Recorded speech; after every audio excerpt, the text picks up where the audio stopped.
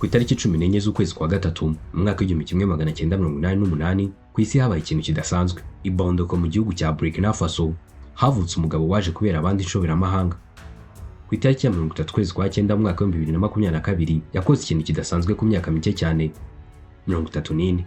Ariko nubwo yakoze icyo kintu cyahinduye isi mu gihe kitarambiranye. Ntabwo byahindutse ako kanya gusa ko n'ubu ngubu biracyahinduka.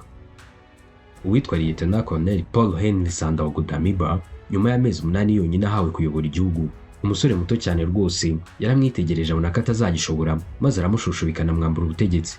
Nuko ku itariki ya 2 ukwezi kwa karindwi umwaka wa 2024 ahabwa kuyobora igihugu mu gihe kingana n'amezi 60.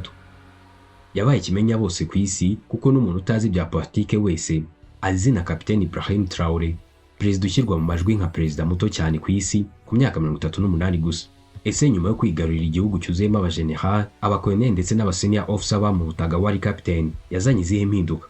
Uyu munsi munyemere nitwibande ku mayeri yakoresheje kugira ngo abe perezida, nyuma yuko hari abasirikare benshi bamurutaga yarushije ubuhanga mu bijyanye n'intambara akabafatana igihugu, konza bibategurira neza mu buryo burambuye.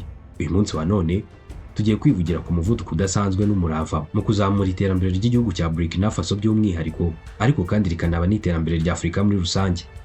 Bahaye ikaze kuri Hidden Docs.